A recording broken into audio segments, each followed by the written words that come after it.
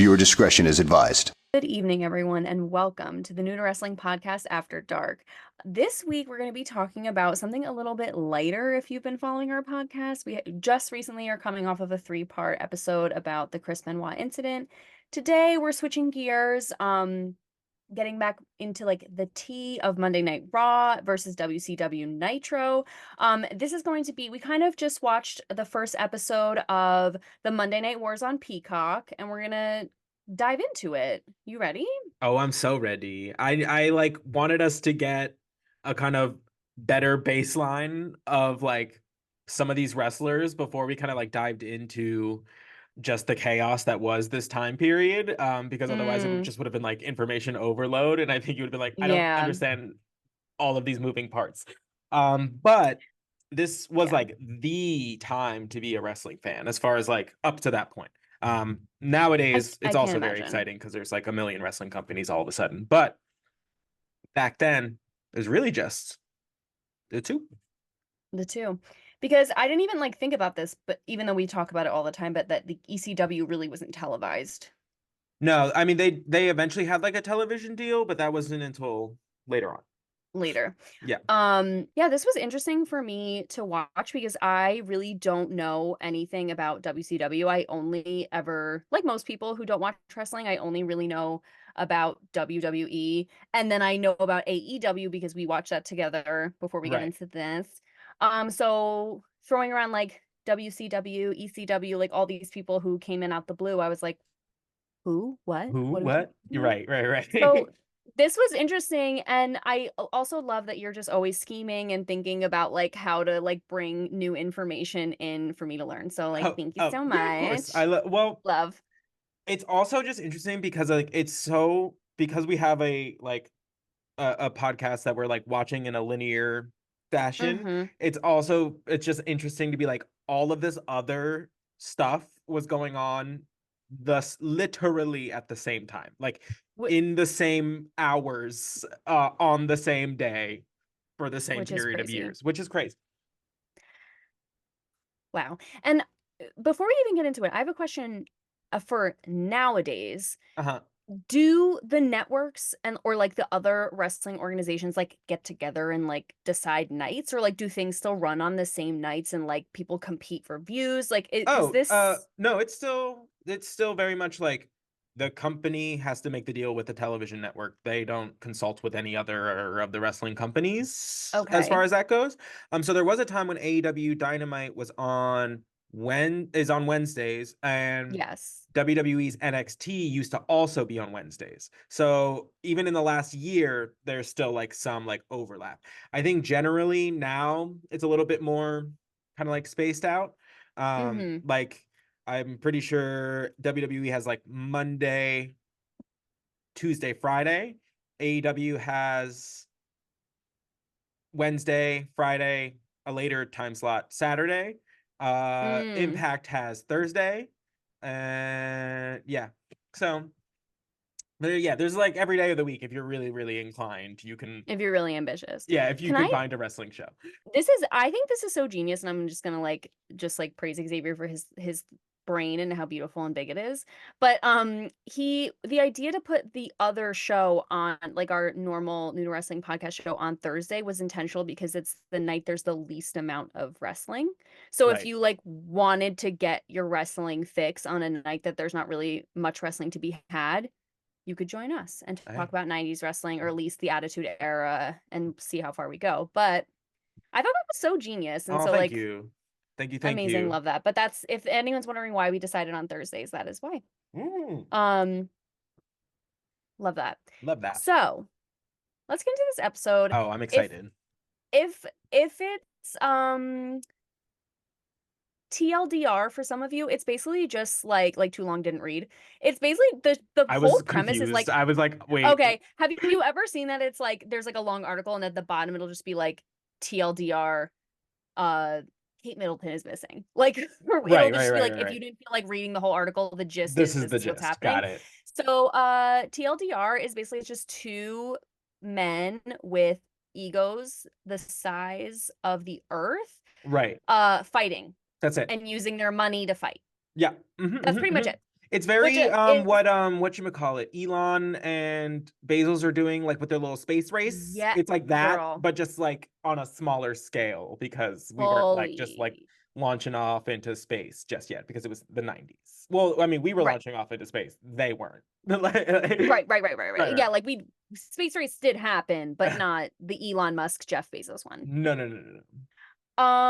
Yeah, it really does give that now that you say it. So Right. funny. But yeah, so this episode, it just kind of featured, it was interesting how they put it together. It featured a lot of different wrestlers across all different spaces and time. And I believe for the most part, they compiled a lot of previous interviews. Like, so there was Yes. interviews with like Vince and Ted and, Jerry, the King Lawler and Mm-hmm. CM Punk and Hulk Hogan.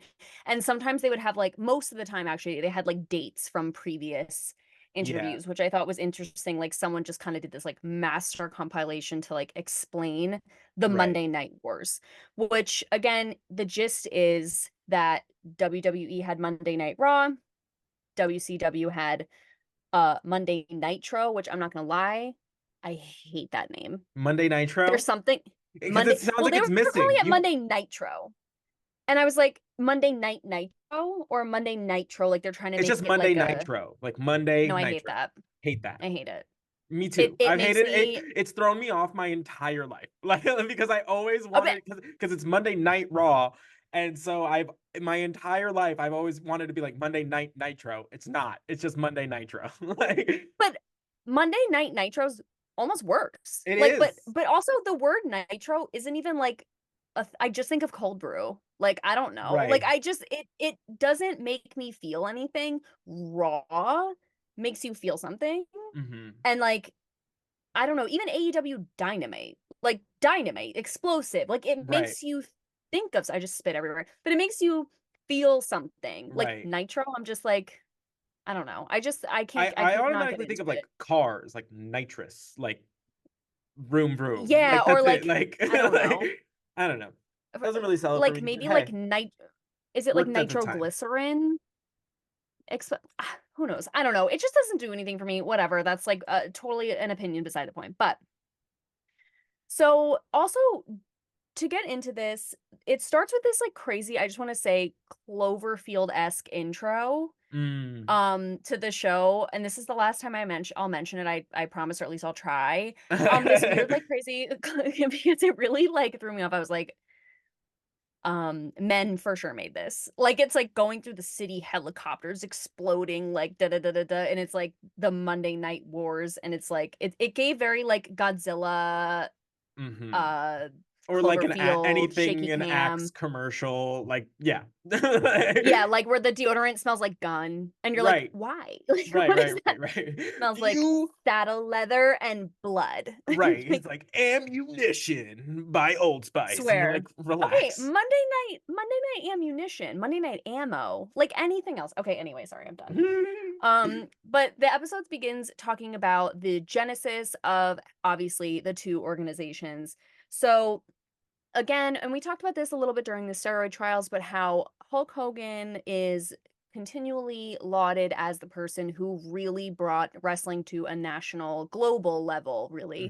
Hmm. And Hulk-a-mania, Jerry the King Lawler says Hulk-a-mania truly ran wild and it went right along with the advent of cable television.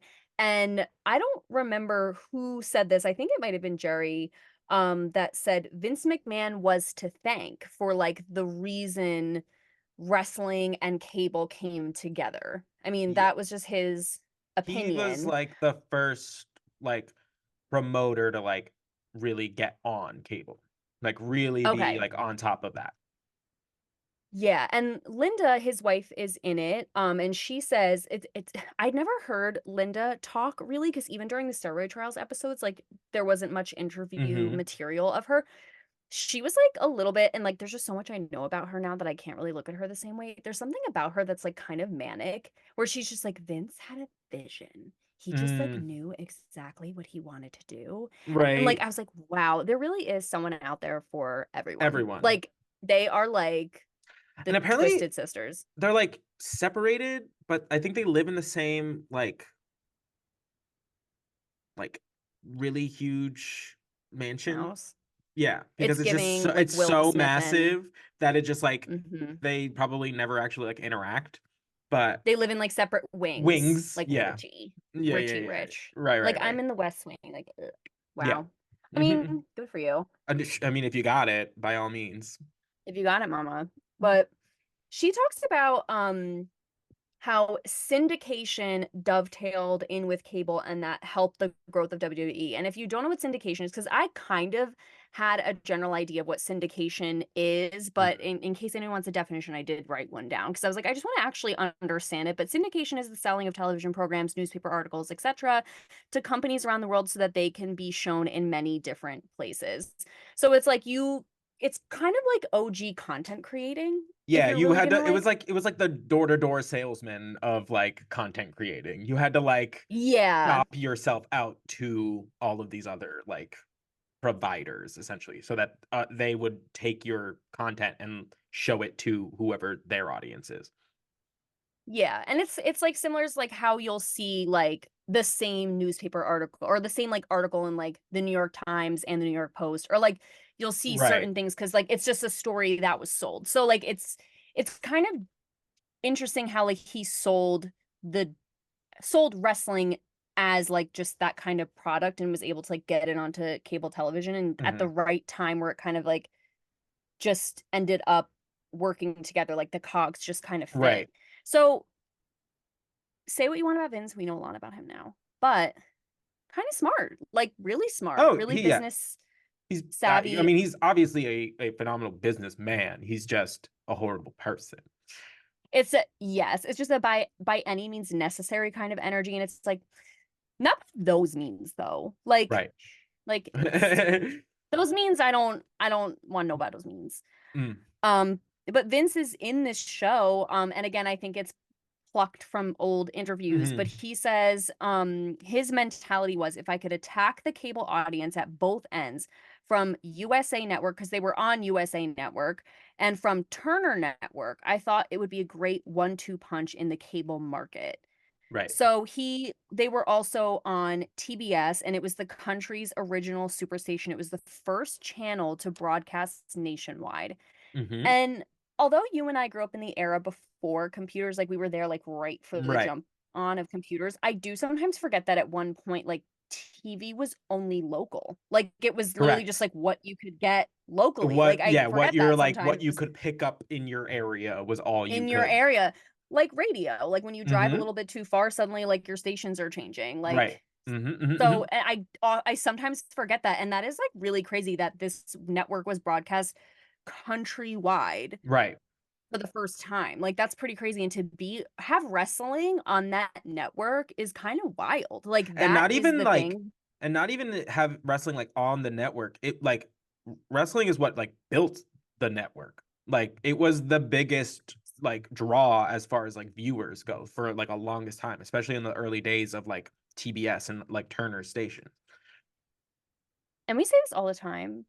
There are so many wrestling fans, but they're, like, so about it because I feel like people are embarrassed to be wrestling fans, which Like is there's like I don't know, there's like interesting. a weird like social stigma about being like a wrestling fan. Like Yeah, because it's they call it, like like, the redheaded stepchild of sports or whatever. right, because it's like, like it's fake or whatever. So like people will like, kind of look down on it because it falls in between a lot of things, like it's like Right. it's not exactly a stunt show, it's not exactly a sport, it's not exactly like just a television show, but it's also a live event. Like it's a weird amalgamation of things, and I just think like Yeah. it's hard for people to like grasp sometimes. And there is an air of it being like pretty cheesy sometimes. Yeah, but like, True, who doesn't love a true. little cheese every now and again? Love little cheese, and I will say, I think it's funny, like, anytime I mention wrestling, like, in the outside world,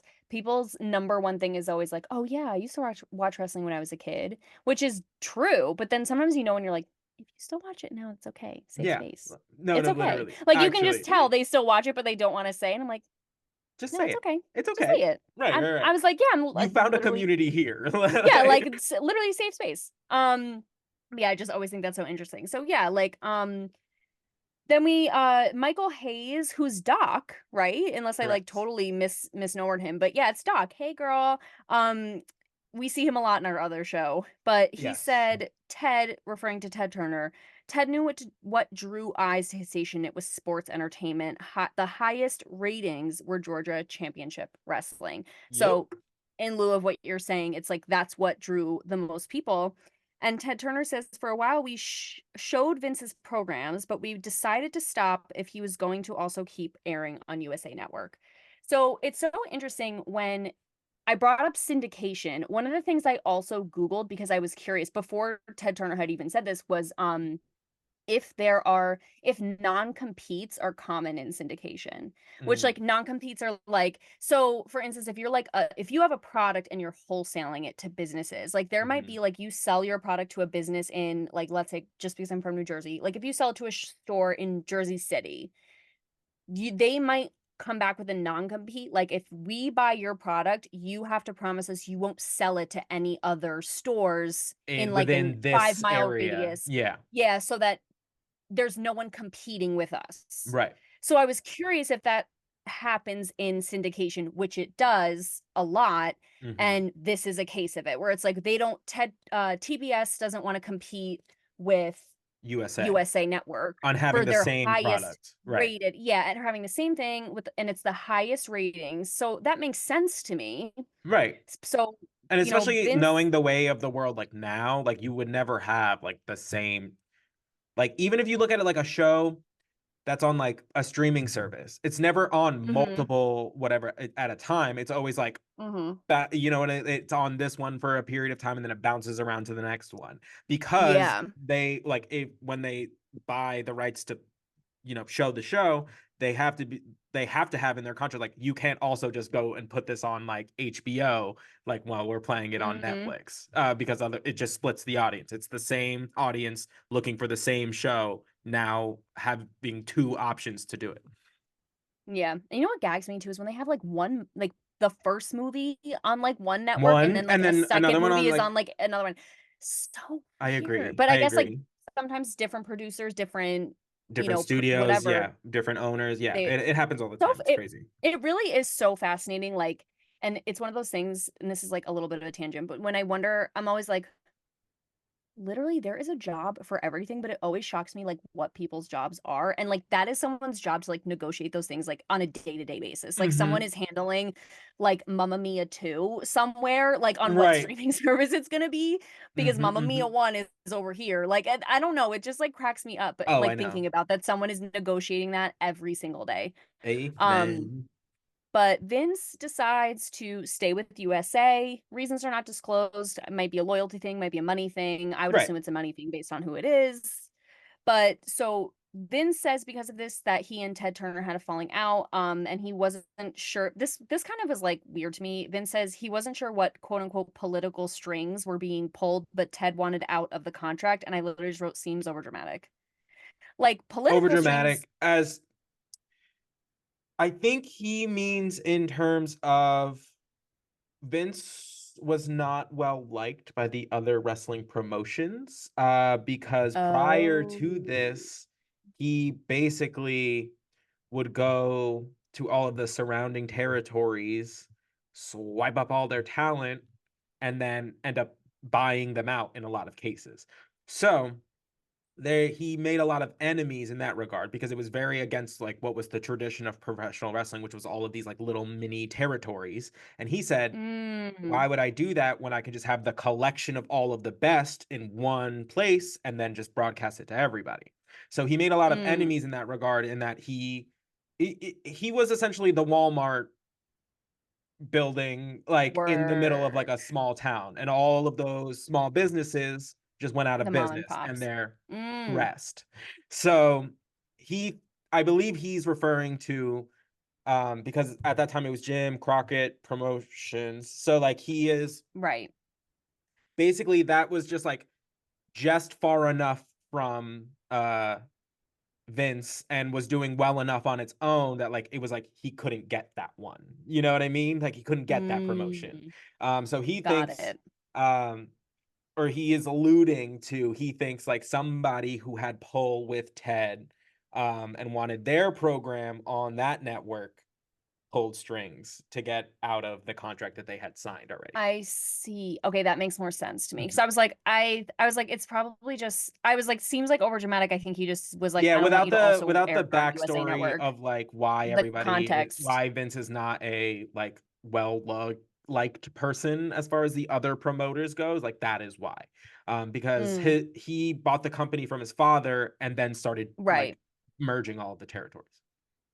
And it's one of those situations where like I know in like if that was happening to me, like I would obviously be like, how dare you take down like the little businesses? But Hmm. at the same time, it's like that's just I don't know, like a business move. And again, it's I don't want to say like don't hate the player, hate that game, like No, because but whatever. But it's an intelligent business move. Like it he is made a business decision and he made plenty of enemies right. doing it, and that's his cross to bear. But Absolutely. I my favorite little quote from this little section, he's is like, it if you Shane? what? Oh, sorry, go ahead. No, Oh I thought it was no, gonna no, no. be the It's Shane one. no, it's a one from Vince. He's like, well, if you don't want to do business with me, then I don't want to do business with you either. And I just felt Girl, so like the end it just like boiled down what this whole feud is, which is just like eh. I mean, literally, it's two people with too much money throwing tantrums at each other, Right. like stamping their little feetsies, yelling at each other from across like the parking lot. Is really what it is. But it gives that energy of like it's like two dogs like on the leash, like barking, barking, barking, and then you let them off the leash and they're like, no, wait, no. I don't actually want to fight. Mm, Wait, no. yeah, exactly. Like and also my favorite quote from the episode also encompasses this energy, and it was from Shane, his son, and it goes, "It was just two really big egos in the room, and that was the beginning of the war." That's That's it. how and to have it come from like one of their sons is just like it's accurate. You know, he's just like and I ugh, think that's the only thing he said. Like, I think that's the only comment from Shane in this whole episode. But they were like, amazing. put that in there because he's got a point. Yeah, Um, So yeah, TBS continues to air Jim Crockett promotions. And WWE kept skyrocketing. They had their first Wrestlemania in 1985. Hulk Hogan says it the night quote could not have been better. It like went off without a hitch. And Michael Cole says it put wrestling in the mainstream of society and cemented the fact that Vince McMahon was going to turn WWE into a global empire, which yeah. we know Which he he does. succeeds. So those Yeah. first couple like WrestleManias saw like Muhammad Ali was there, Cindy Lauper was Yeah. there, Mr. T was there. Um Mike Tyson ends up involved in the WWE at one point. So the WWE has always, and this is where that philosophy of like sports entertainment versus pro wrestling comes in a lot, where it's just Mhm. like they've always done a really good job of putting their name next to people that are like in other facets of the entertainment business, um and like somehow roping them in to like the fold. Like I'm talking like Mm, Aretha Franklin has sang the national anthem at WWE events. Like stop. like I Stevie love Wonder that. has sang the national anthem. They have gotten all kinds of celebrities. Like Snoop Dogg has come in. Like he Snoop hosted Dogg loves WrestleMania a wrestling. couple years ago. Snoop Dogg loves wrestling. Um, Love.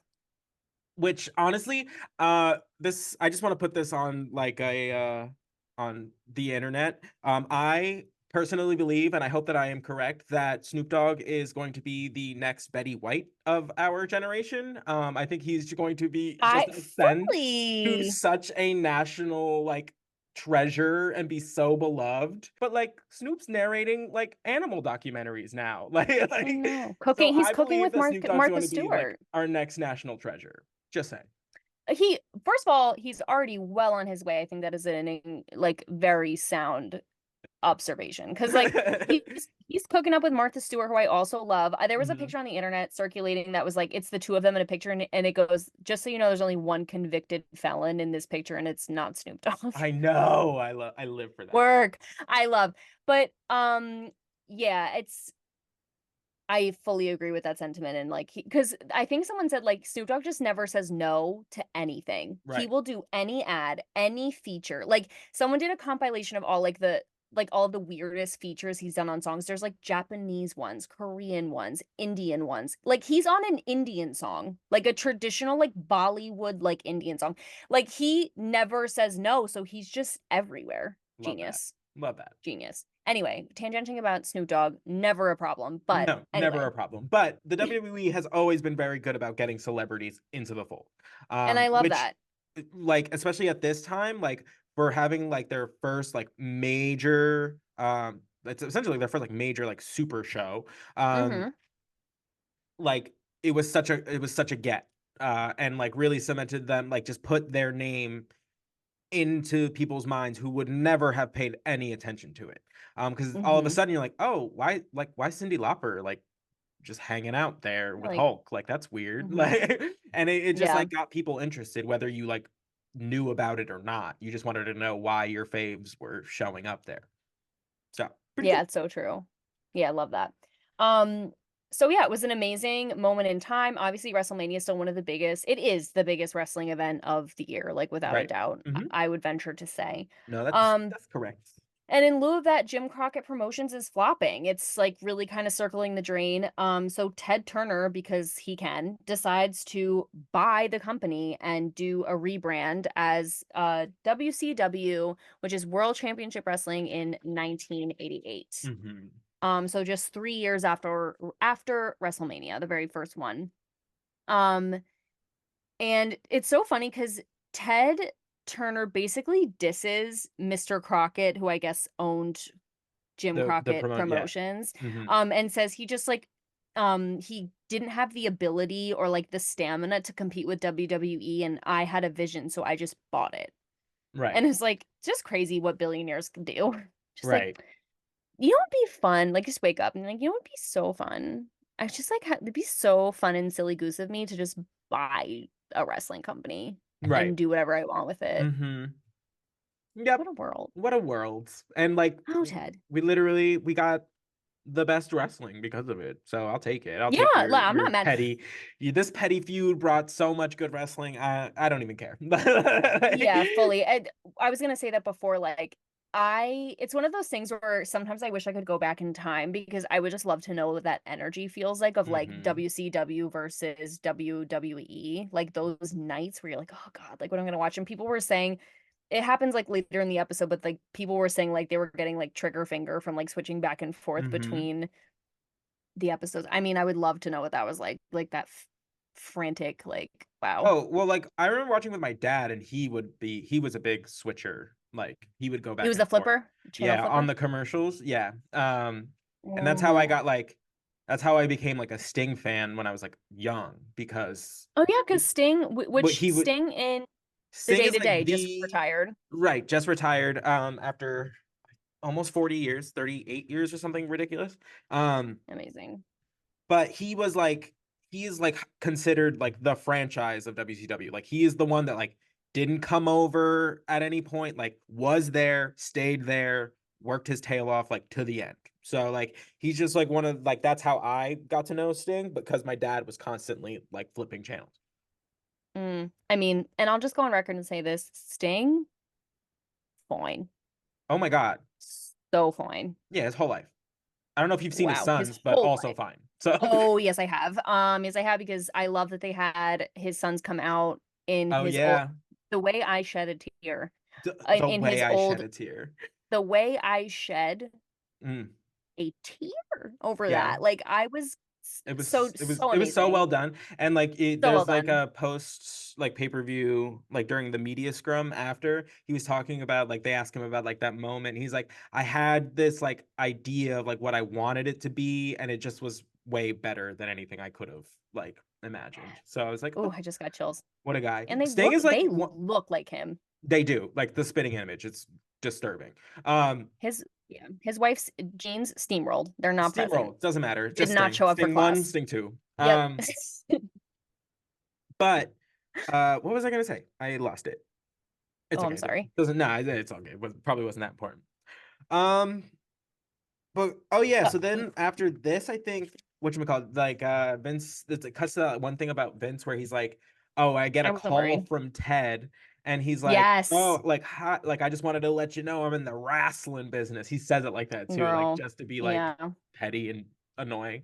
And he's like, "Oh, well then we're in two different businesses then." He's like, what do you mean?" He's like, "Well, I'm in the entertainment industry. Those are two very different philosophies, like night I and day." mean, and that is so Vince McMahon. Like that just encapsulates everything. Like he had basically, again, like you said, door-to-door salesman vibes where it's like he doesn't necessarily see wrestling as like the wrestling business. He sees it as a product that he has the ability to market and sell like nobody else. Right. Like that's what it is to him. It's his Mm-hmm. all-encompassing entity and he treats it as such. And Correct. I just think that that way of looking at it is smarter because also look who has the longevity. Right. Like you just make Right. better decisions when you think of it like that. I don't know. I just Yeah, and thought there was a lot of, and as we get further into both our show and this one, you'll see the many follies of WCW and how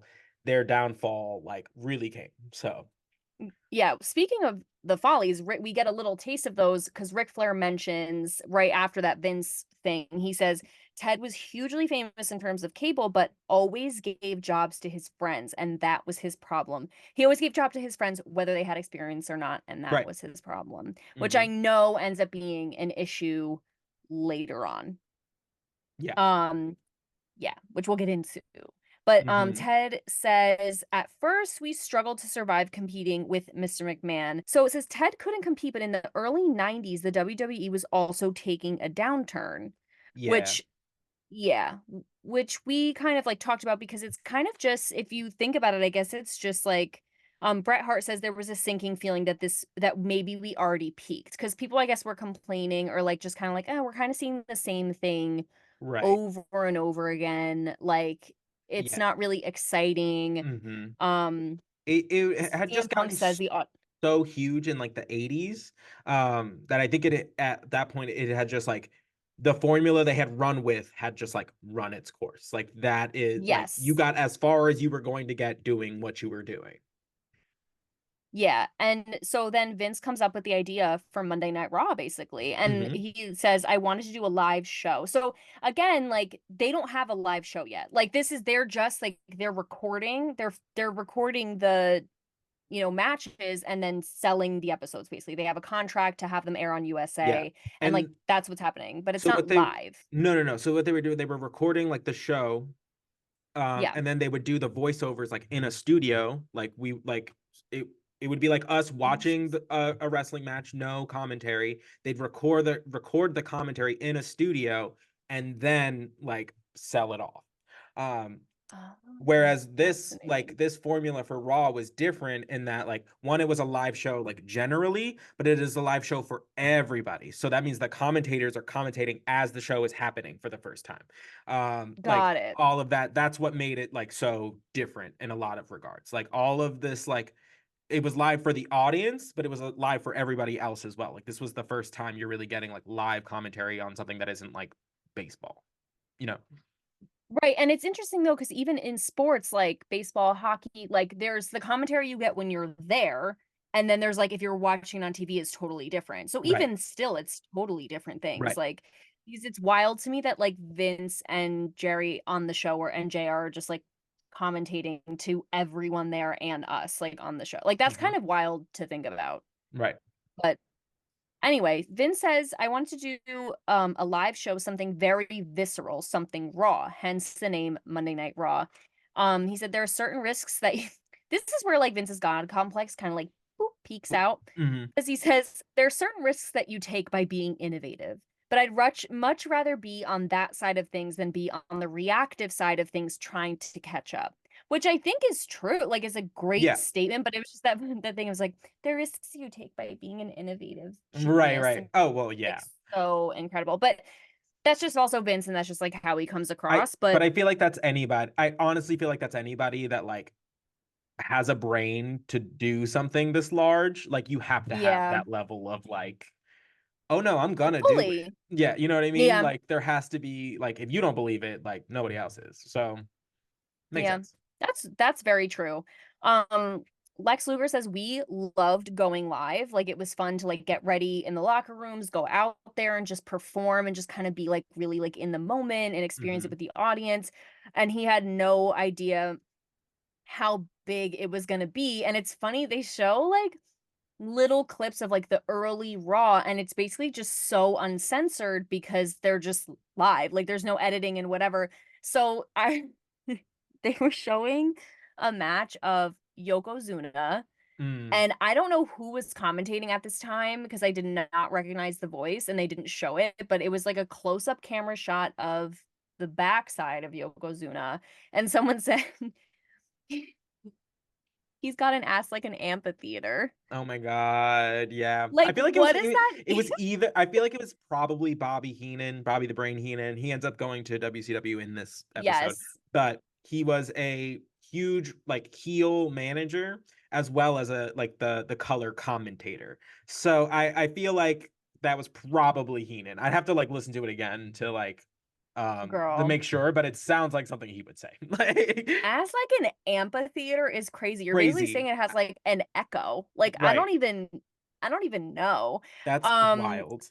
but Vince so then Vince has to be like, "Well, huh, that's what you're gonna get when you're live." Like, he has to kinda, like, cover it Mhm. because you're just getting the uncut live version of us. Anyway, back to the match. Right. Like, it was so they kinda stumble a little bit, which Well, is why it's good. It's, like, right. it's honest, it is That's what it why you is. wanted it live, like, because For anything sure, gonna happen. yeah. Of course. And so originally the show Monday Night Raw was just in the Manhattan Center. Yeah. Like it was just in the Manhattan Center every Monday night. And they said, which I love, the boisterous NYC crowd only amplified Raw. And the audience is amazing. They will always tell you how they feel. Right. Which is adds to that electricity of Mhm. just experiencing it, and, like, again, we said it so many times, but going to a live wrestling match is really just Mhm. incomparable, it's so amazing. Right. Um, and like we say, NYC, they love to turn up, they love to get ready, they will tell you how they feel whether you Right. like it or not, and that really, I feel like, is so smart of them to do it there because it just gives it that Mhm. energy. And between, like, their times, like, in the early days of, like, Monday Night Raw being in the Manhattan Center and, like, a lot of their first, like, major, like, pay-per-views and things being out of Madison Square Garden, like, New Mhm. York is always considered, like, the WWE's, like, unofficial home. Always. Right. So this just kind of like shows you like why or like where those seeds like come from. Because Mhm. like when we're talking like the WWE taking little baby steps, it was in front of the New York audience. Right. So Crazy. Yeah, I love that. Um, so Daniel Bryan, who I think now his wrestling name is like Bryan Danielson. correct. Okay, work. Um, I was like, I love that he did that. Just the flipperoo, love. But he said it just created the live event. Raw created an entirely new atmosphere for new superstars, which meant that Vince didn't have to rely on The his old. other superstars like the Hulk Hogan's of Right. the WWE, which also kind of goes in tandem with the steroid trials that Oh, happened absolutely. and Yeah. just everything just kind of happened very it's so interesting, like, the synchronicity of it, Yeah. how, like Yeah. I like, wanted you to see it because I was like, oh, like the they talk about like folks like we like mutually parted ways. I was like, girl, there was a lawsuit, there was mama, a whole thing. um, So it's just it's interesting because like now we're filling in like the little pieces. Um, and it's right. fun when we talk about later on about like Hulk in Florida, I think that also coincides with some of the stuff we talked about in both the Macho Man episode as well as the steroid trial episode. So, Everything is just, like, yeah, dude. Mhm. all and then there's always, like, more stuff that, like, makes it, like, go, like Yeah, there's always more things that it's fill in the very blanks that are incestuous. just it really is. The information is just it's it's weaving around and in and Right. over, and I'm Mhm. just It's that friend it's group, literally for boop, I LOL. do. It's very like Alice in Wonderland also, where it's like weird Mm, down the rabbit hole, and I don't even know what's what. But Hulk claims the reason they had a mutual quote unquote parting of ways is because and he wasn't the only one that said this phrase, the youth movement. Right. Um, but I was like, I mean, yeah, like you said, you want to watch our episode on steroid trails, go at it. There's other reasons. Right. But so Which Hulk is leaves why they in had to do a youth movement, a but smaller, because like a yeah, smaller so wrestler movement. Like, yeah, and I forgot who else like mentions like the youth movement, but I was like, okay. Um, multiple things can be true at once, as I always say. But amen. Hulk leaves in June of 1993. I did not know this, even though I know Lex Luger, but I didn't know he was specifically repackaged to be Hulk's replacement. Right. Like he Hmm. had like a whole or his successor, I'm sorry. Right. He had this like whole rebrand where he's like now he's America's favorite boy and he's Right. gonna, give him the gun show and do the whole Right. nine. Yeah. I And did not know that. it didn't work. And it's funny, yeah, Pat Patterson, love Pat Patterson, says we were trying to make a big star out of Lex Luger, but no one can replace the Hulk. And then so real, he goes, I mean, he was good, but he just wasn't great. Right. He was good, not great. And that's the like it was just like because previous to this, his character was him being like the narcissist. Like he would come Hmm. out with a mirror and be like unveiled, like with like a giant tarp over that. Like it would come over, he'd be a giant mirror, he'd pose in front of it for like 2 minutes and then make his way to the ring.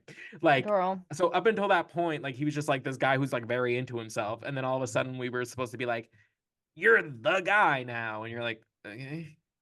It was weird. And I don't know who else was wrestling at this time, but I don't know if it was just because he had the look, kind of like the Yeah. blonde hair, the blue eyes, the He was still bod, like like relatively like huge. So yeah. yeah. So either way, it wasn't really working out. But now we take a quick interlude and we meet Eric Bischoff, which, Mm-hmm. girl, there's so much to psycho Analyze about analyze that and one. unpack about this man.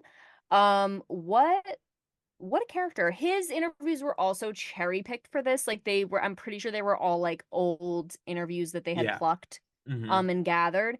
But he joined the staff of Turner in 1991. And he was originally hired as a C Squad announcer. So, like, doing the most random sidebar interviews, blah, Yeah, blah, blah. Like, he's he's one of the ones in the seeing, back with the microphone, like, hey, like, let me like, stand next to oh the man, wrestler while I like just get drenched in his sweat and spit. you're just a tripod, or Correct. a mic stand. You're Right, you're right, the right. one that's like, they're fighting in the locker room, look out. Like, whatever, we Yeah, get the yeah, yeah. point. But um he says WCW was a horribly mismanaged company from the moment Ted bought it, but then goes on to say, and then I got a job as an executive producer. Like the job like came up and he was like, I'll just apply for it and see what happens. And like suddenly he was the executive producer of the show after being a C Squad announcer. And it happened very quickly, I Mm-hmm. think. Yeah. Like it girl. So Eric Bischoff goes from being a C Squad announcer to executive producer. He calls the company horribly mismanaged, and basically it's that like allusion to like, so I'm gonna take the reins, like as the Right. executive producer. I'm And gonna like like just and that's like the result of Ted hiring all of his friends. um or yeah, fully. I it mean, was basically a revolving door of like who was the promoter, like who was the like it just changed like so frequently that like wrestlers would get tired of it and leave, like, or it would just be like so chaotic, like there was no like this is what we do here, like it was always something different. So I I can't think when imagine. it was time when he around the time he was like going to like apply, like they were already like resolute in that like they had to do something different. Like it had to be somebody Mm, different. And Eric had a more television background than a like wrestling per se background. So, and that's what they WCW was trying to do, was trying to be more uh a more profitable business to television. hmm. So, so So it that's made kind of why sense. they went with him. And again, it does work for like a minute. So it Hmm. wasn't necessarily like a bad choice. It was just kind of he's just kind of crazy. Yeah. But eh, also Zeb Coulter was in this. Is that Zebekiah? Yes, ma'am. Love you, sir. I love it. I was like, "Oh my god, they got my boy." But he I put Zebekiah question mark. But he says Ted could never match WWE no matter how hard they try. Um and then Booker T says, which love to see Booker T, Love says Booker Eric T. Bischoff, love Booker T.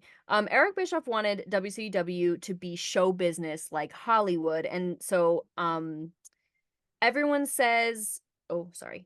Wait. So everyone in this segment, all these wrestlers are basically saying the same thing, like because we meet a lot of other, or not meet a lot of other wrestlers, but a lot of wrestlers pop up, and they all say he had such a good promotional mind. He had a good mind for branding, and this is crazy. He fired everyone who had a Southern accent because he Mm-hmm. didn't want the show. Because he, like Booker T said, he wanted it to be like glamorous Hollywood stars, like this Mm-hmm. energy, theatrics. And the Southern, he didn't want that. He literally says, like, I didn't want that down home Southern whatever. Like, he is so. And they also just at that time show a clip of JR because Yeah. JR's got that Southern And twang. that's when JR gets the axe from WCW and makes his Mama. way over. That is so wild. Imagine like you just go to work one day and they're like, yeah, You sound be wrong. you sound stupid. Bye, Yeah. girl. Like, and just you get fired. And like, I can't imagine because I people had contracts. So like what is this is again just like that the Well, you're money talking thing. like Ted's a billionaire. And Well, he that's what I'm basically gave saying. Eric like an open checkbook to be like, do what Right. you have to do. Which we'll get into, but I just like even just the thought of like, okay, imagine like even just like 10 people have Southern accents. They all have a contract. So now you terminate that contract. I'm sure they have severance packages if you're not Mm-hmm. insane. So now you just because you didn't like the image of them and the way they spoke, like you are willing to fire all 10 people and give them all those like severances. Like that is money, Right. girl. Mm-hmm. That's really crazy. Like just even the thought of that is like aesthetically like I It's don't like nuts. you, so you're fired and here's your money, bye. Right. Right. And then But he they also ends up moving the like the where they film to Disney, which is mm, crazy. they moved to MGM Studios. I was like, are you crazy? They're filming WCW at MGM. So when Yeah. we'll get into when Hulk joins, but girl, they had a parade in Disney for Hulk. Yeah. He was going down in Hollywood Studios down the street with a whole Yeah. parade at Disney. And I don't know if it's in this episode, but he talks about like he's like we had a fresh audience every like hour. You know what I mean? Like you will never tire that audience out because it's being filtered out through the people in the park all day. So they had a I fresh did not even audience, think of that. and then Disney picked up the bill essentially for the production value because they're not going to allow a TV show that's filmed in their studios to not have the same production value of all the other Disney products. So, like moving the company to be filmed there was the quickest way that Eric could be like, "Hey, like WWE is not the only one that like looks good. Like we do too. Like we got all of this like fancy lighting and pyro and blah blah blah blah blah." Like that was the quickest way that he could like bridge that gap because that was the biggest like as far as like quality goes, that was the biggest like red flag. Is like you could turn on the TV and look at the production quality of the WWE at the time, and then you could turn on the TV and look at the quality of like Jim Crockett promotion, and it's just it's night and day, night and day. Hmm. So it was a like something that had to be, it was a like a gap that had to be bridged. But it Yes. was genius how we did it. Like as far as like a business Genius. move, like And amazing. the legitimacy, Yeah. whatever. Hmm.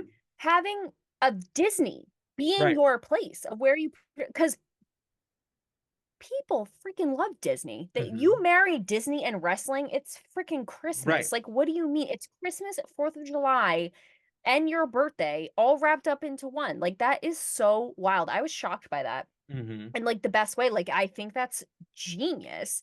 And they get a new announce team on top of that. So they have Mean Gene Okerlund. Yep. Okerlund, and Bobby the Brain Heenan, Yeah. which They joined. apparently they they have a chemistry, clearly, like, people know them, they have Yeah, they chemistry were together. huge in WWF. They were huge. Like, Bobby the Brain is like often lauded as like the best manager ever, ever. Word. So they Okay, were new to very, very wrestling, I big at the didn't know time. that. Yeah. Um, and then Tony Schiavone, who now we know is just an absolute legend, who is also working. He works for AEW now. Tony Schiavone. Okay, Yeah, yeah. sure, So I love he's that. had like another like legendary career, but he was like kind of like the young gun on the announce team during that time. Okay, So yeah, you get to, if you look at those like videos, you're seeing like baby Tony, like, which is crazy I love because that. That's cool. I mean, they really made some smart decisions here. Like they just and they had the money to do it, at least right. at first. They had tons of money to do it, open checkbook policy, just whatever you need to do to compete. I don't care. Do it up. So the first real shots fired is Hulk. So while WCW is filming at MGM Studios, Hulk is also down there filming his show. It's like something Thunder or like Thunder in something. Paradise. Thunder in Paradise, thank you.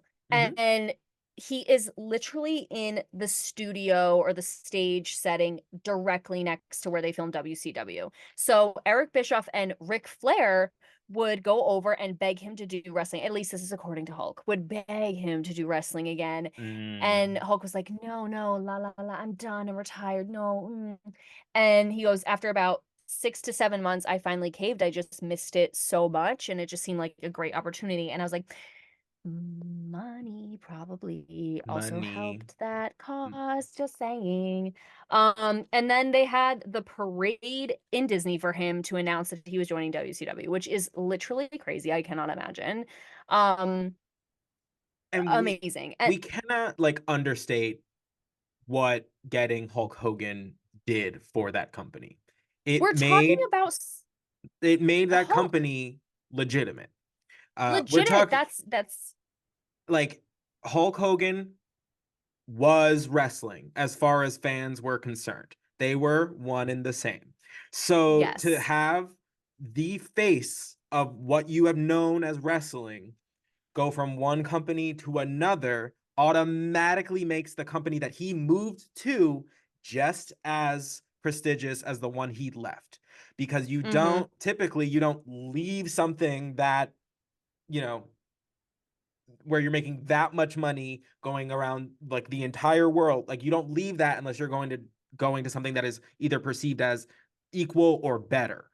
And that Right. automatically made WCW in the same conversation as WWF immediately. Yeah, and even Vince admits it. Vince is like, I was disheartened that Hogan had joined WCW. It legitimized their thing. And it's like what you're saying, it's like he also the leaving something to go to something, it makes you go like, why would Right. he leave there? Like what's going on with them? And what's going on Hmm. over here where he would join that? Like it makes you think. Like you're like, Right. This also we met this person, The Miz, who I do not know who this person The is. I'm Miz? so sorry. You don't know The Yeah, I don't Miz? know. I Okay, don't. so I'm so sorry. fun facts. I Oh, no, loved no. him. I thought you might know him just because he started on The Real World, like MTV's The Real World.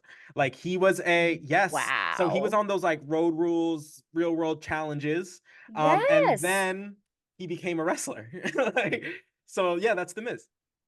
Well, he was probably my favorite person in this episode because he had the reactions that I did, where it was so funny. They would say something and then they would cut to him and he'd be like, Hulk? They got Hulk? Like he was just Yeah. so like as if he was finding out in real time. Right. And I was like, The Miz is me for real. Like 30-year-old T, and I'm like, are you kidding? Like Yeah, no, shocked. Like he literally. was It's amazing. It's amazing. No. I And loved like, him so much. I He respect was The Miz a over lot dramatic. because like, Yeah. to really like, and you can watch those like old like MTV, like the real, like, he like, that was his dream always. Like, he would like walk around with like a replica belt. Like, this man wanted to be a wrestler his entire life. And like made it happen and is still doing it. So I respect The Miz a lot. Love that. Hmm. Because I like, love people that did so not much. like him He and did not give him seriously, a lot of credit in the beginning because of his background. Like, people were like, what is this? Like, what is this? So wow. it It's it kind took of a like lot for him when to like get in there, but He's Yeah, I into love it. that. And it's kind of like when like I want to say like TikTokers like end up on like in these like bigger stages, like they end up like Mhm. interviewing people on the Oscars carpet and they're like, "Why are you here?" Right. It's exactly like And that. it's like, girl, yeah, it's like I don't know what experience you have, but Right. so I get that, but honestly, he was so amazing. I loved him. He was like he was so outraged. Again, like it just happened. He was like, W Hulk leaving WWE was like a slap in the face. Like he was Mhm. so angry. And I was like, oh my God, I would be friends with this person in a heartbeat. But it was LOL. like shocking. It was Mhm. shocking to people. Like, and then they say like Hulk once again sets the blueprint for another organization, which I mean, say what you want about Hulk. He has a big ego, whatever. It's maybe deserved, maybe not. We can debate this all day long. Mhm. But it is so crazy that he created such a legacy for WWE and created such a buzz, like this entire it's like I don't even have the word for it. It's just it's this movement, this phenomenon, Mhm. and then literally went to another organization and did the same thing. Like he just there's something about him obviously that has Right. this effect where it just will it he just changes the game every Mhm. time, and even after being retired for a while and coming back, he still had it. Right. And Vince even says like he's like and part of that was on me for my what am I thinking of? How do I want to phrase this? Him going over there like was on me because of where I thought he was in his career, which turned out to be Right. not the case. Like thinking he was washed up, like he was Right. at the tail end. Right. Um and I always love a story like that where it's like, you think somebody's done and they're like, I'll tell you when I'm done. exactly, I will tell you when I'm done. And it's like if you it's interesting too, it's like a debate. It's like you have this wrestler who's amazing and like you're starting to think that they're like washed up or done, but it's like are they just not getting the matches they should be getting? Are they not getting the storyline they should be doing? Like what's going Mhm. on in terms of their branding? Like what are you doing for them Right. instead of like, you know what I'm saying? So it's like Mhm. whose fault is it really? Right. Um but yeah, I mean so crazy. And then so Dusty Rhodes has a little appearance too. Love Oh, Dusty Rhodes. Dusty. Oh, also we get what's his name later in it, but like as a wee baby. Who? Which one? His son, Cody Cody, or thank you. Dustin? I think it's Cody later on in this episode, but he's like so wee. He's Oh so yeah, yeah, yeah. young. Then it's Cody. He's yeah, it's for sure Cody. Like or I think anyway, but either way, he's like so widow like Like in little this show baby. anyway. Hello. Yeah, I'm just like, what are you doing here? But he says, this is when he mentions that uh he Ted said to Dusty that no. I'm sorry. Yes. Ted said he gave Eric Bischoff an open checkbook. He said, Yeah. I'll sign it, just put what you need in it, which is Crazy. wild. Crazy. Um, Lanny Poffo, who was Randy Savage's brother, love to see Mhm. him again. Love Lanny. He said Randy was loyal to the WWE, because we know Randy Savage ends up at WCW in our Miss Elizabeth and Randy Savage episode. But Randy was loyal to the WWE, but then he started getting bored on the microphone because they had put him basically on commentary, Right. and he said like Lanny was like him who loves wrestling so much, sitting on commentary, watching people wrestle is so like sad. It's hard for him because he just wants to get in there and do it Right. and he's just sitting there commentating on it and Lanny said it hurt his feelings and allegedly Randy called Hulk and asked for a job which in November of 1994 Randy is now at WCW. Right. Which makes sense Um because they were really close. So yeah, of course. It's which we know they were really close. Vince's speech for Randy Savage was so interesting to me because I thought, like, for his departure, because he apparently departed like very rapidly. Like one night he was abruptly. just like, "Well, he's not here," and he makes this speech, and it seems so heartfelt until he leans. I wrote this. He leans on the word positive. Like he goes, "And we're so grateful for all his positive contributions," as in like he was also really freaking problematic. Like I don't know. It Mm, was almost like a little bit shady, like to right. lean on that word, and I don't know if it was intentional or not because I never know what Vince is thinking, and I'm fine not knowing because I don't Right. want to know. But I just the lean on that word felt kind of intentional, where it was like, yeah, Like well, pointed. yeah, like bye, girl. Uh, Yeah, and so I love that they after that they cut to I think Ted and he's like Vince was not entitled to a monopoly. Like there is nothing anywhere that says that Vince like got to just be the grand ruler of wrestling. And I was like, "Oh, okay. Okay, Ted, get in there."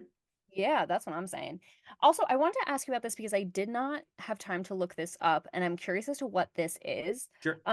So Hacksaw Jim Duggan. Duggan, thank you. No problem. Duggan, I can't read my handwriting. Duggan brings up that Ted offered non-cut contracts to everyone. Do you know what a non-cut contract is? I know that their like contracts in WCW were like one for huge amounts of money, but we're also I don't know. I'm actually not too sure, but I have a feeling it has to do with the number of dates that they are required to wrestle. Okay. We will look this up and bring it up Yeah, next yeah, episode yeah. where we're talking about part two. Because I meant to look it up and I just lost track of time. But so I guess that was really appealing to a lot of wrestlers, and we've definitely mentioned this in the regular show where it's like that of course would be appealing if you get more money and have to work less. Like just seems Right, like the dream. So right, makes complete sense. Eric Bischoff mentions that Ted had not made a profit since purchasing WCW, and I did it in 18 months. So right. he turned a profit in 18 months. Well, yeah, well, So, it was very much the but you gotta spend money to make money like yeah, adage. scared money don't make no money. That's Um, amen. psh.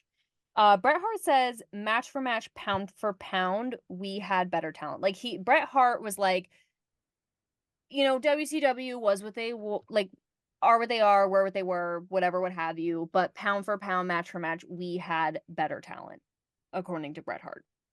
Um, at least that's how he feels. I don't Right. know how true that is. I have not seen WCW, but It depends on what era you're talking about. Like yeah, and I what think you know. it's opinion too.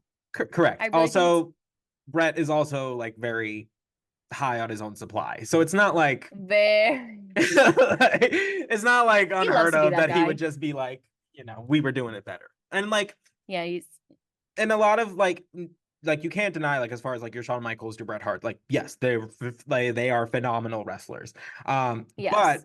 while and I think it is safe to say that the upper card of WWF, like the world title picture, and those wrestlers were better pound for pound wrestlers. Hmm. That's your Bret Hart, your Shawn Michaels, Mm. like yeah. So that was for sure. Undertaker. Right.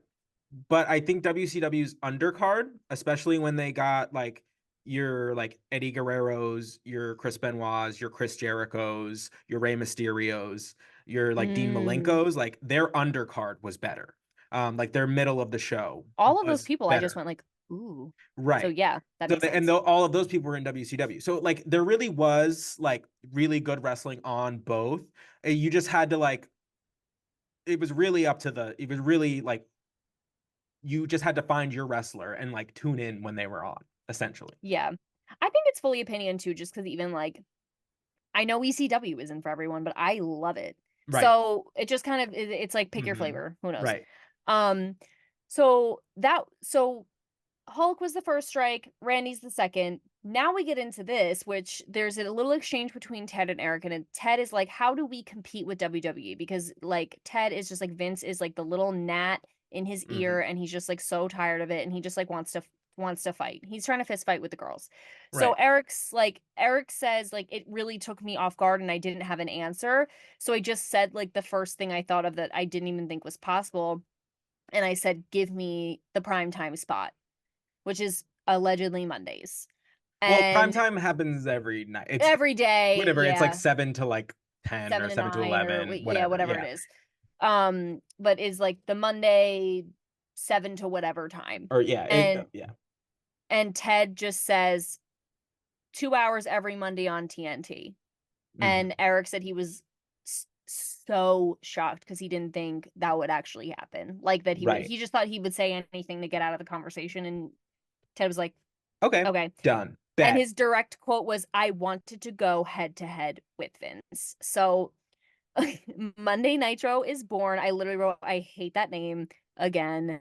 Um, Mick Foley, always one for the drama, love, goes, I thought this would be the downfall of wrestling, which is so interesting, but it makes sense because he says, it wasn't that necessarily WWE would be competing with an organization. It was the fact that audiences would be split, and it would his logic was like it would bring down ratings for both, because it's like you had all Right. these people watching this show, then you had all these people watching this show, but if you put them on the same night, now you're splitting it.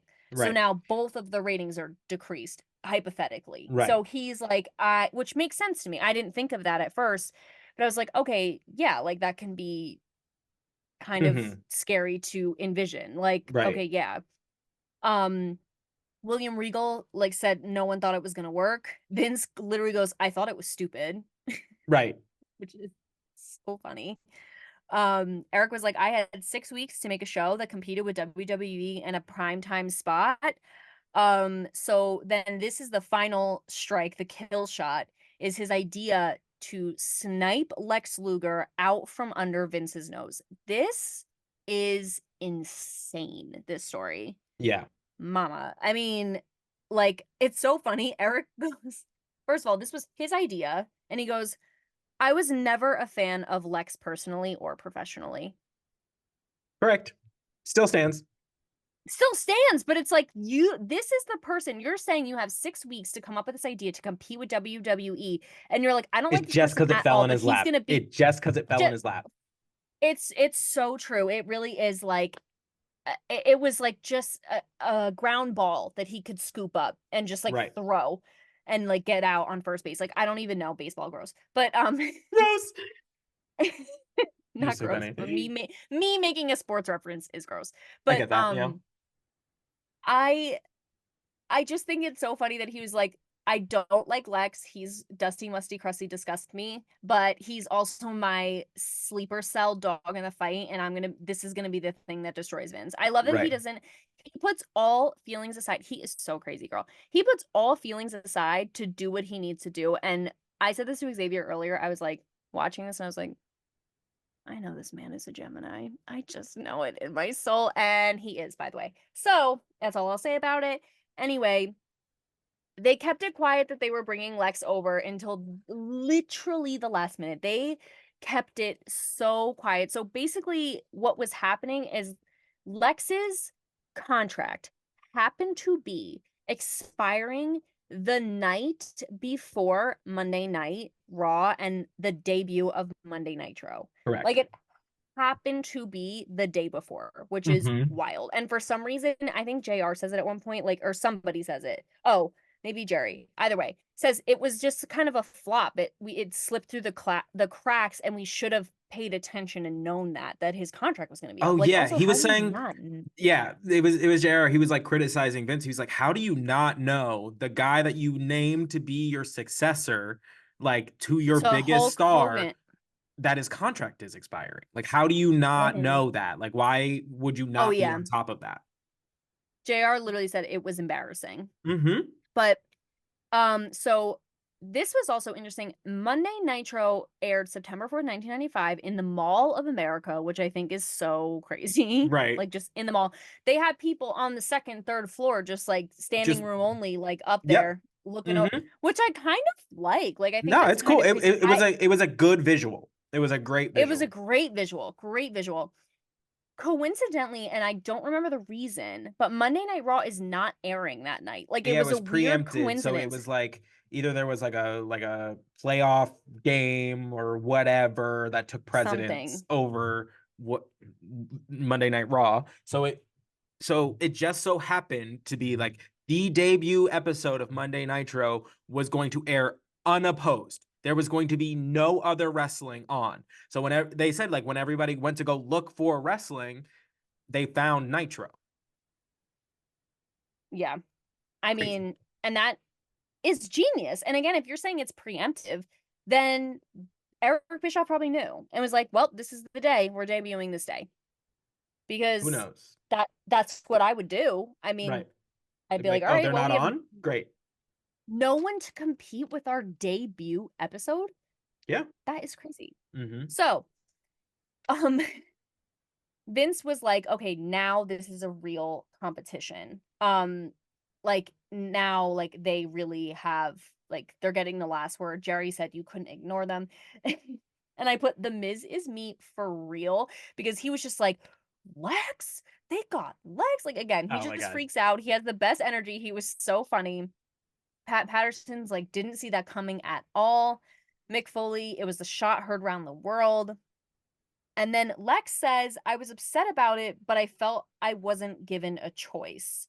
And I guess he's referring to like the contract. And again, it's like, I'm sure he's feeling some level of neglected because it's like, how do you not know my contract? Like, no one said anything to me No, about he like my was contract. upset about having to forego like the 2 weeks notice to Oh, the two Vince. weeks notice. You're So he right. You're so wanted right. to like So, leave Vince like on good terms, because that's I guess the kind of person he what you was. do. Um, Yeah. so he was like, I'd always been told like you give like your notice and then whatever. But Eric was like, if you give him notice, there is no surprise. Like there is no like Right. like to your debut here. So Lex was like, okay, like I guess if that's like how it's gonna go, like there he's my boss now. So now I'm gonna do what my boss is telling me to do. So Yeah. that's what he was like kind of referring to. Really wild. I Hmm. mean, yeah, I get it. I mean, I get what he's saying. I get why he feels the way that he feels, but also like Eric was right. I mean, like this was crazy. Like when he walked out, you can Everyone was even see that like, people in the crowd are like, "Oh, like right. what are you doing here? Like Well, weren't you wrestling like yesterday for yeah, WWE?" exactly. Exactly. So, I mean, it worked. They had 2.5 million viewers tuned into their debut episode. I mean, Right. that That's is huge.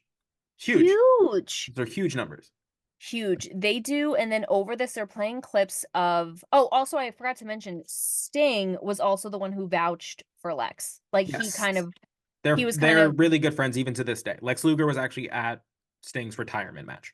Oh, love that. Yeah, they're still Yeah. So friends. so Sting being the peach pop that he is Oh, truly an angel. eternally, No one has anything bad to say about Sting. It's crazy and they because never everyone has will. everything to everybody in wrestling has something bad to say about Everybody. everybody else at some point. Nobody's got Yeah, a bad word for Sting. It's crazy. and I love that. Hmm. But they while they're doing all these like visuals of the debut episode of Monday Nitro, they have this like this quote from Eric Bischoff like overlaid over it, which chilled me in a weird way. Like it just said, I work for the people that pay me, and when the guy that pays me says, I want you to make this company number one, I will do whatever it takes to make that company number one. Right. And girl, then they get into the fat this blew me away. They start spoiling WWE on Monday Nitro. Correct. This is This was low. so petty, petty, Right. petty award for Eric Bischoff. Right. I cannot. So It's basically, what crazy. they literally, oh, I almost cursed. This killed me. This killed me. That one of the quotes is so they're literally introducing like someone's walking to the ring and he goes, okay, in case anyone's wondering what's going on over there, Shawn Michaels beat Psycho Sid with a super kick that wouldn't have earned him a green belt at the YMCA. Crazy. Crazy. No, they were just Kill burying shot. them. And then Eric Kill said, like, shot. he asked Ted to just let us come on a couple minutes earlier so that we can just do it before they even are on the air. Whoa. That's crazy. It's crazy. It's how did they even know? Like if they're airing at the same time, like It's to because go a they're couple pre-record, like Raw at that time was going back and forth from being live to being pre-recorded. So on the weeks that it was pre-recorded, he would ruin it because he would somehow use his many connections in the wrestling world to find out what was going on in the other company, get that information, and just ruin it so that girl. there was no need to switch the channel, quote unquote. Um, which is nuts. And then Vince is like, um, he's like, he's like, oh, like you didn't have to do that one, like that was like dirty, and then He goes, there, "It was rotten." right, and then he's like, oh well, like he's like, I don't really understand the phrase like don't take it like don't take it personally. It's just business. He's like, my business is personal. Is personal. And which, yeah, like Mhm. absolutely. Mhm. So like, especially because it like WWF is a up until 2024 was a family business essentially. Um, so your business is personal. um, Yeah. so Really crazy. That is so great. Bischoff says he goes, I love doing it because it pissed so many people off. That's when I knew he was a Gemini. But yeah, Big Show goes, um, even Eric will tell you like he was a prick then. Like he right. was just a jerk. I mean, that is so crazy. And he would call it the World Whining Federation. Yeah. He goes, if you want to know what's going on at the World Whining Federation, um, this is when I literally put baby Cody Rhodes. This is when we see Cody Rhodes and he was so young. Mhm. It was not a bad business move, but it was a crooked move, and I don't know how he did it. Like just Got away with it. Or not like got yeah, away with it, but how he even got the information in the first place. It's crazy. But yeah. So it keeps ratings pretty much even mhm. between Monday Night Raw and Monday Nitro until December 18, 1995, when this person named Medusa, who was Alundra Blaze, like Mhm. literally again, could be an iconic drag queen name. Yeah. Like Oh, Alun amazing. now Alundra coming to Blaze. to the stage, Miss Alundra Blaze. Like it would be Mhm. perfect. Anyway, so she had the women's championship belt. And Eric said I was able to convince her against her will. He literally says against her will. Yeah. To throw the belt out on live TV because she still was the holder of the championship when she left, so she still had the belt, and she literally said, like, "Should I, like, mail it back? Like, I'm not sure what to do with this belt," and Eric was like, "Hear me out. I'm gonna get a trash can.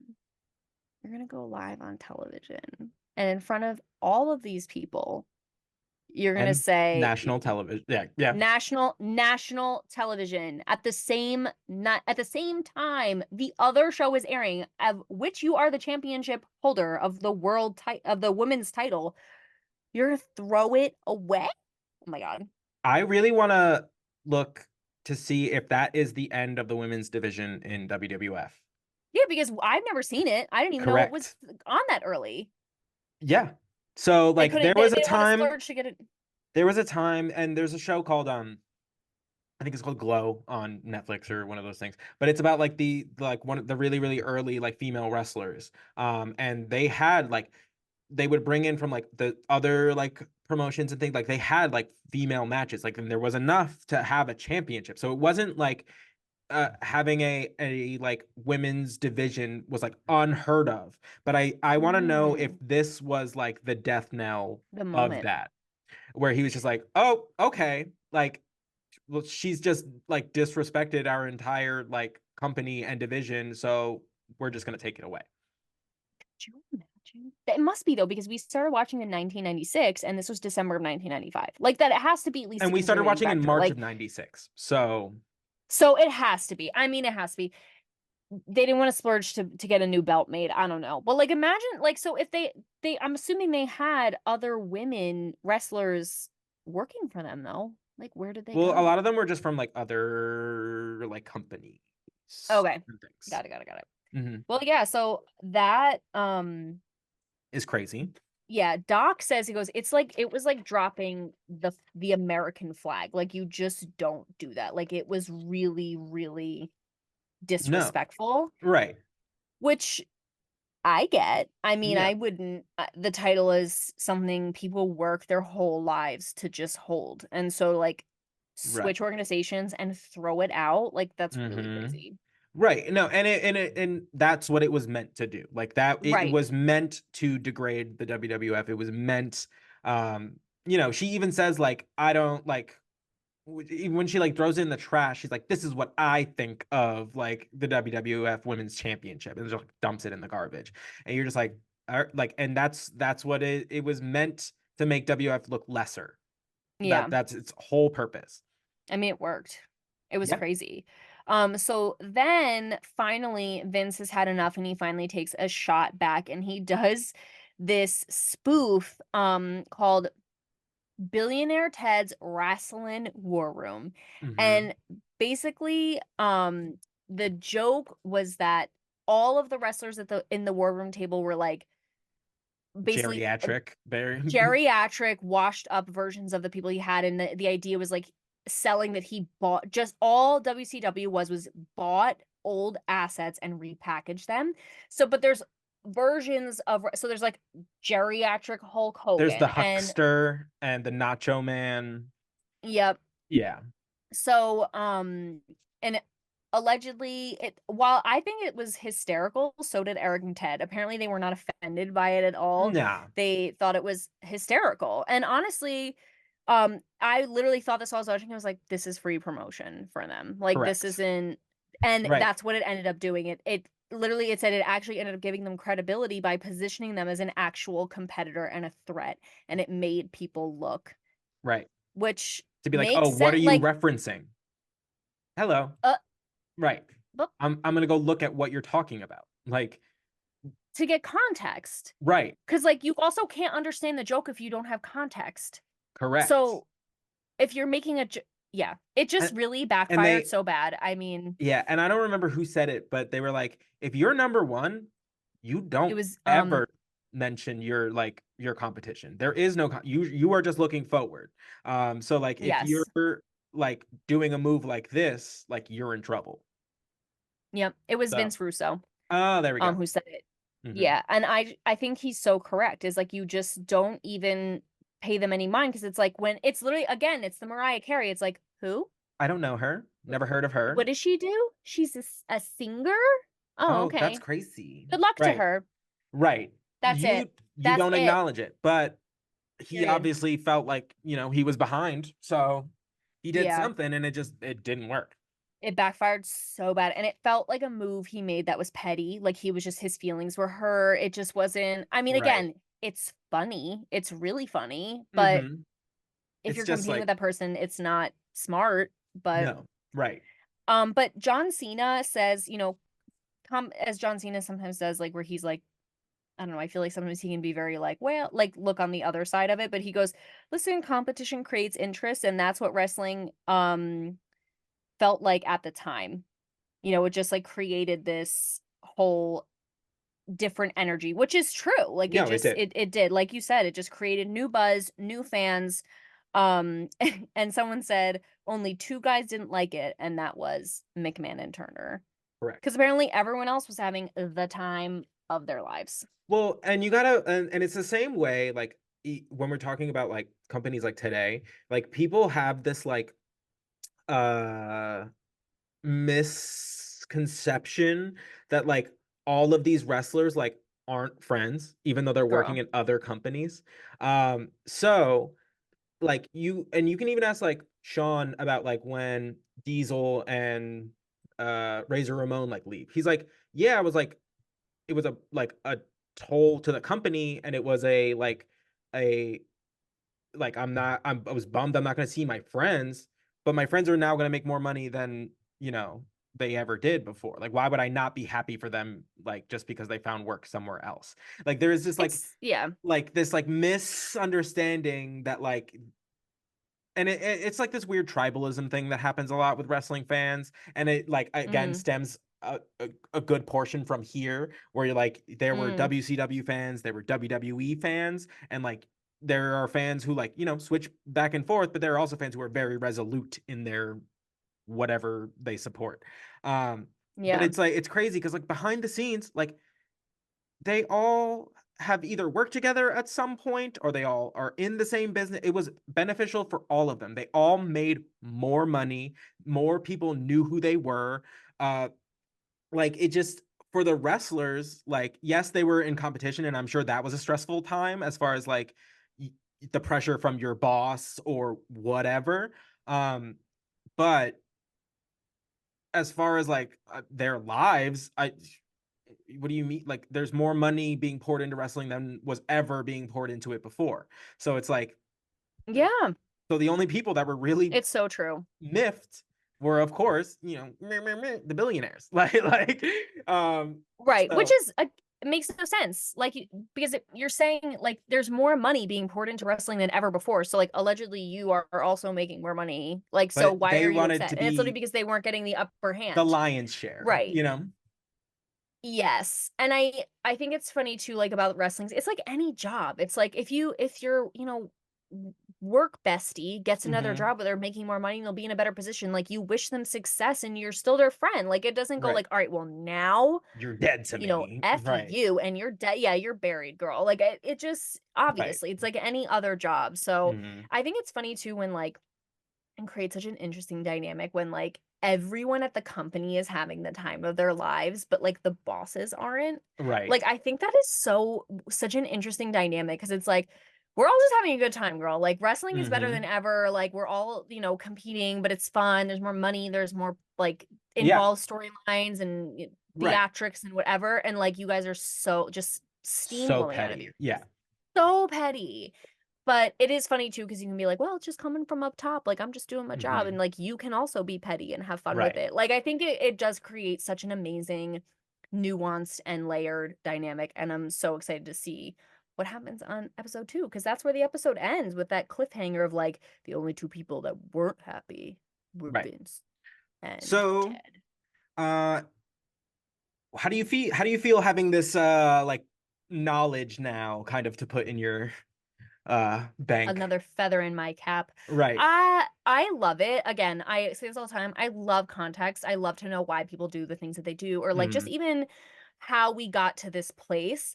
So, I love it. I think it's interesting and it's really Eric Bischoff is so crazy, but I'm curious to see where how he can go It's very in, evil genius, It feels very very evil evil genius, genius. petty princessa. Like he is Oh my like God, the petty princessa. Absolutely. for That real. is amazing. I'm going to dub that for him forever. Okay, Uh, work. So great because spoiling the W that is so heinous. yeah, it was horrible. Heinous. Like you're just like, Yeah, wow, like you're just like not even giving them a chance to compete. Like you're just like girl. ruining the game for It's everyone. a low Like, blow. I will say I'm normally a person that like I can be like I lean like I'm like no, this is my team, like mhm, whatever. But this opened my eyes to how cool it can be to love both. all the things and All of the love both things. all of the things. So I like love get into wrestling, period. I don't care. yes, and I love that because I love learning through you, through this platform, through like anything because we get to kind of fall in love with so many different aspects of it. Like even ECW, like the way that Oh, I we're will gonna get die there. for Don't Paul worry. is crazy. Like the We're gonna way that watch I at some will point the rise and fall of ECW. It's like g- 2.5 hours, so it'll probably be a couple episodes, but we will get there. I'm into it. I'm so into it. But yeah, so I think it's just adding perspective, adding flavors, elements, context, everything that I like about everything that I like. So Amen. can't complain. All right, guys. So that was this week's episode of the New to Wrestling podcast After Dark. If you want to catch us on Thursday, it is going to be our final stop on the road to WrestleMania 13. And then you can catch us next Saturday for part 2 of the Monday Night Wars. So Yeah. thank you so much for joining us. As always, like, comment, share with us, let us know what you think. And we will Mm-hmm. catch you next time. We'll see you there. Bye.